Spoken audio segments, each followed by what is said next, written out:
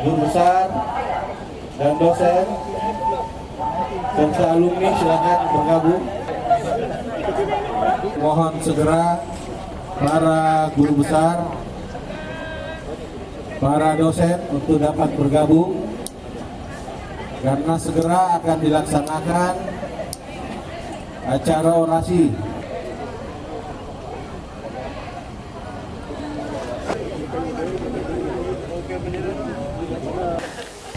Inilah seruan bumi Tamalan Rea, bumi para pejuang Makassar yang tak pernah lelah berbakti bagi negara dan masyarakat. Kami Jangkar Indonesia Timur. Sirina Pace, panduan kami orang Bugis Makassar. Kami malu dan tak punya harga diri bila kami tak empati dan membiarkan ini dalam cara merusak, khususnya di bidang pendidikan kedokteran dan layanan kesehatan.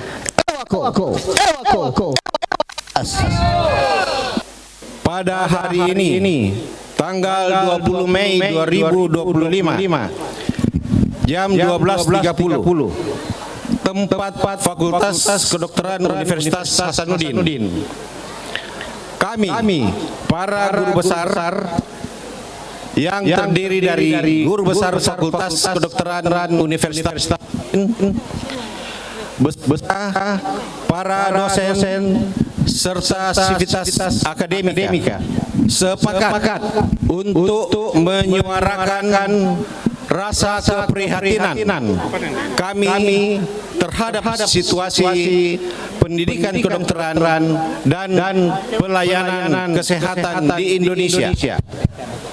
Selanjutnya, kami mempersilahkan Dekan Fakultas Kedokteran Universitas Hasanuddin, Profesor Dr. Hairani Rashid, MKes, spesialis penyakit dalam, konsultan ginjal hipertensi, spesialis gizi klinik, untuk menyampaikan. Waktu dan tempat kami persilahkan. Bismillahirrahmanirrahim. Saya akan membacakan dua pernyataan sikap keprihatinan. Pertama, dari guru besar Fakultas Kedokteran Universitas Hasanuddin, dan yang kedua dari para guru besar Fakultas Kedokteran Indonesia. Pernyataan sikap keprihatinan guru besar Fakultas Kedokteran Universitas Hasanuddin terhadap permasalahan pendidikan kedokteran dan pelayanan kesehatan di Indonesia. Assalamualaikum warahmatullahi wabarakatuh. Setelah mencermati kondisi pendidikan kedokteran dan pelayanan kesehatan dalam kurun waktu 6 tahun dan semakin memburuknya suasana ketidakharmonisan antara pihak-pihak yang seharusnya bekerja secara harmonis, maka kami, guru besar Fakultas Kedokteran Universitas Hasanuddin, menyatakan sikap. 1. Institusi pendidikan kedokteran telah dan selalu siap untuk menghasilkan sumber daya manusia bagi pembangunan kesehatan bangsa. 2. Semua pihak yang terkait wajib bersinergi dan menjaga keharmonisan untuk mencapai tujuan pendidikan dokter dan dokter spesialis, untuk menghasilkan dokter spesialis yang berkompetensi tinggi guna memberikan pelayanan kesehatan yang optimal. 3. Semua pihak terkait saling menghargai sesuai tugas pokok dan fungsi, serta tidak saling menyalahkan antara satu dan lainnya yang dapat menimbulkan polemik yang tidak produktif, serta tidak menyelesaikan masalah fundamental pendidikan kedokteran dan layanan kesehatan. 4. masing-masing pihak memperbaiki hal-hal yang menjadi kekurangan dalam pelaksanaan pendidikan dokter dan dokter spesialis serta pelayanan kesehatan sesuai ruang lingkup kerja masing-masing. 5. Pihak-pihak terkait seharusnya mengedepankan komunikasi dialogis yang setara dalam mencari titik temu dan berkolaborasi dalam menanggulangi dan menyelesaikan permasalahan yang menimbulkan polemik yang tidak produktif, seperti masalah 1. Pembentukan dan independensi kolegium. 2. Penyelenggaraan pendidikan dokter spesialis. 3. Kompetensi tambahan bagi dokter umum. 4. Pembukaan hospital base pada rumah sakit vertikal yang sudah berjalan dengan model pendidikan university base. 6. Kami, Sivitas Akademika Fakultas Kedokteran Unhas, telah dan selalu bertekad untuk senantiasa memperbaiki kekurangan yang ada, terbuka terhadap saran perbaikan konstruktif dalam penyelenggaraan pendidikan kedokteran, dalam semangat pembinaan bukan penghakiman, guna mendukung kesuksesan program pemerintah untuk menghasilkan sumber daya manusia, dokter dan dokter spesialis yang berkualitas untuk memenuhi kebutuhan pelayanan kesehatan masyarakat Indonesia. Surat pernyataan keprihatinan para guru besar Fakultas Kedokteran Indonesia terhadap arah kebijakan dan tata kelola kesehatan nasional. Kami para guru besar Fakultas Kedokteran di Indonesia merupakan bagian integral perjuangan bangsa dalam menjaga kesehatan masyarakat. Negeri ini tidak terlepas dari perjalanan panjang peran dokter dalam upaya mempertahankan dan meningkatkan derajat kesehatan rakyat. Selama masa pandemi COVID-19, para dokter dari berbagai fakultas kedokteran, rumah sakit, baik negeri maupun swasta, baik di pusat kota maupun pelosok, telah berjuang tanpa mengenal lelah. Bahkan beberapa di antaranya harus mengorbankan nyawa. Kami juga aktif terlibat dalam perumusan kebijakan berbasis bukti, memberikan masukan ilmiah kepada pemerintah, mengedukasi masyarakat luas, serta berperan sebagai penghubung antara ilmu pengetahuan dan kebijakan demi keselamatan rakyat dan kemajuan bangsa. Namun demikian, saat ini kami menyaksikan dengan penuh keprihatinan arah kebijakan kesehatan nasional yang cenderung menjauh dari semangat kolaboratif yang selama ini menjadi landasan bersama pada masa krisis. Kebijakan-kebijakan yang diberlakukan menimbulkan keresahan kolektif di kalangan dokter yang juga merupakan keresahan kami sebagai pendidik di Fakultas Kedokteran.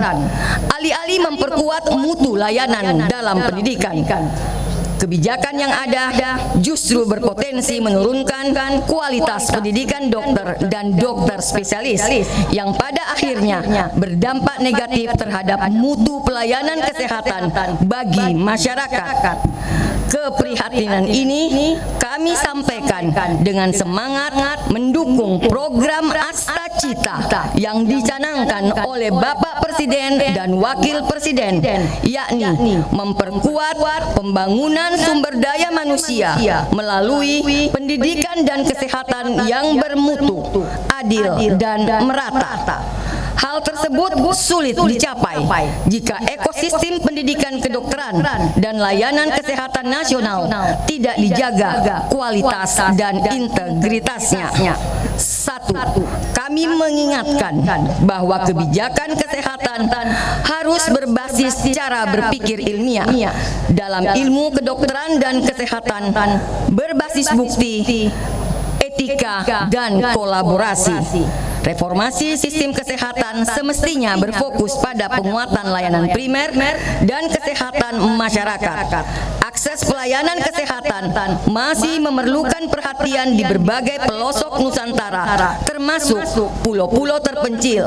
Namun yang terjadi saat ini justru pembangunan fasilitas kesehatan rujukan mewah di daerah tanpa tenaga dokter.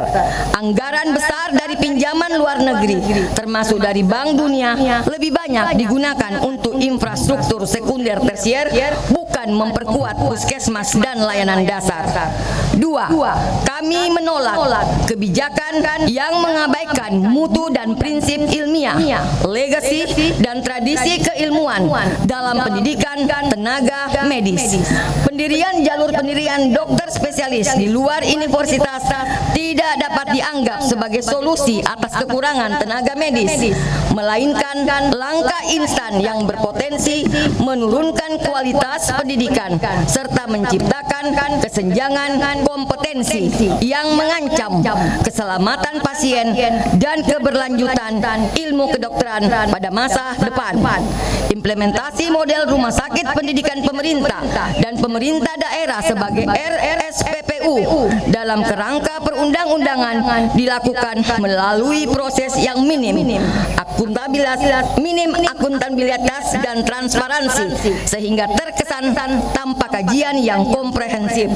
Untuk staf pengajar yang terlatih dalam pendidikan, akreditasi yang transparan, serta perlibatan aktif fakultas kedokteran dalam setiap tahapan penyelenggaraan pendidikan tersebut. 3. Kami menolak keputusan birokratis yang melemahkan rumah sakit pendidikan, kelembagaan, dan sistem kesehatan akademik. Pemutusan hubungan antara staf pengajar dan rumah sakit pendidikan akan menghancurkan integrasi layanan pendidikan dan penelitian serta hubungan pemerintah dengan fakultas kedokteran. Dengan praktek terbaik dunia dan beresiko menurunkan mutu layanan spesialistik serta melemahkan peran Indonesia dalam pengembangan ilmu kedokteran. Terlebih lagi, penentu kebijakan yang otoriter telah mengakibatkan merebaknya kegelisahan yang mencekam di kalangan dokter pendidik klinik karena bernuansa membungkam suara penyampaian umpan balik yang selayaknya didengarkan. 4. Kami prihatin terhadap narasi publik yang menyudutkan tenaga medis dan institusi pendidikan.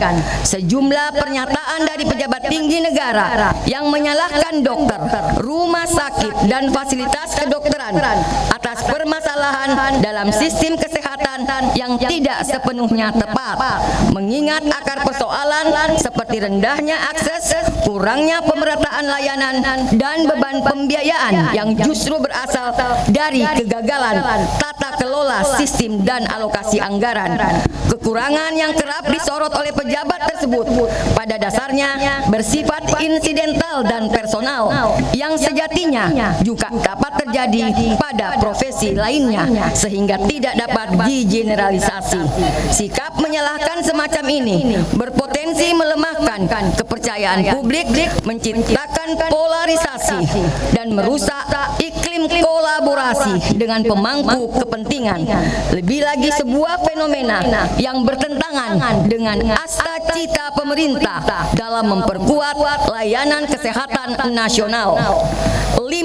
Kami dengan tegas menolak pengambil alihan kolegium dokter spesialis yang telah selama 50 tahun membina dan mengembangkan berbagai cabang spesialis kedokteran.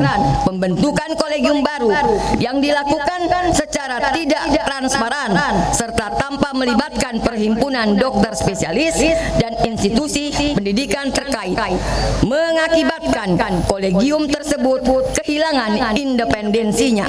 Hal ini berpotensi menimbulkan pengaruh politik dan birokrasi yang dapat mengancam kedaulatan ilmu kedokteran. Narasi yang disampaikan oleh Kementerian Kesehatan kepada publik, khususnya dengan pemangku kepentingan dan kalangan insan kedokteran, baik para ilmuwan maupun praktisi yang kredibel, pengetahuan dan pengalamannya serta organisasi profesi.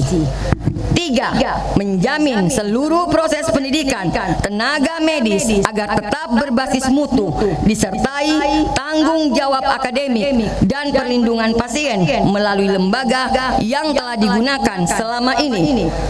4. Menghentikan intervensi yang melemahkan institusi pendidikan dan rumah sakit pendidikan oleh Kementerian Kesehatan.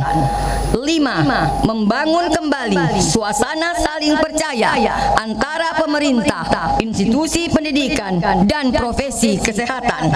6. Mengembalikan independensi kolegium dokter spesialis.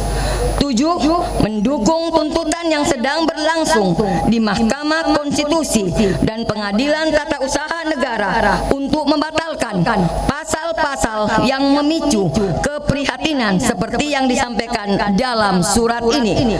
8. Membangun Kementerian Kesehatan pada kepemimpinan yang memiliki pemahaman mendalam dan wawasan yang luas tentang kedokteran dan kesehatan, yang mampu melakukan tugas kolaborasi dengan berbagai pihak pemangku kepentingan dengan dasar saling menghargai, penuh etika, tidak egosentris dan otoriter, serta mengedepankan kebersamaan dalam mencapai tujuan program Asta Cita.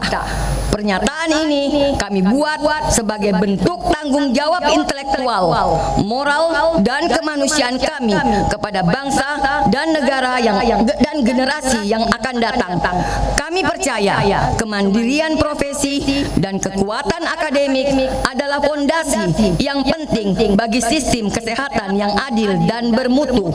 Jakarta, 20 Mei 2025, 357 guru besar Fakultas Kedokteran se-Indonesia. Wassalamualaikum warahmatullahi wabarakatuh.